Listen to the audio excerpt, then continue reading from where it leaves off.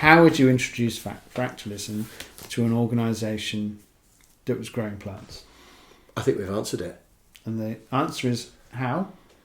I think it's to divide it down by type of plant and possibly customer or even subsection of customer. So at least like you can Marks measure and it. Spencer's So we can in measure it. Southampton. Yeah. I'm going to be the guy who does the poinsettias for them.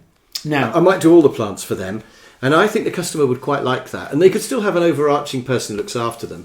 But you're going to have a point of contact for every store because that's how great we are. I think so. But And I think that would really work. one of the problems I have is perhaps they don't have a whole bunch of... Perhaps there's a season in this and they end up with the people in charge of poinsettias are in fact different people every year and all the time because their staff are itinerant and they come and go. In which it's a difficult thing to do.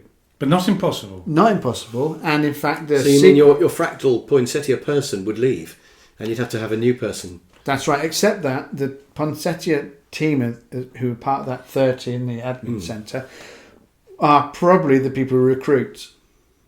Yeah. And there's got to be a new solution around that because that will be where the costs are.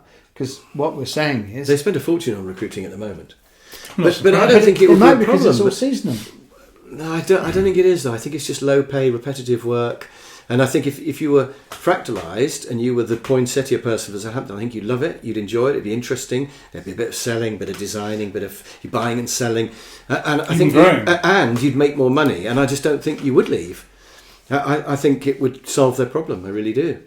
It's certainly true that if there's full-time jobs for 30, there's got to be more full-time jobs for growers if you can reduce that 30.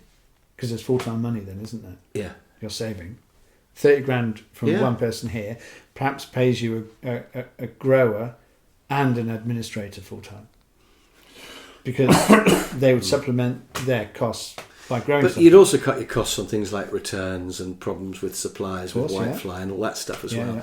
So I think you'd increase your profit margin there as well.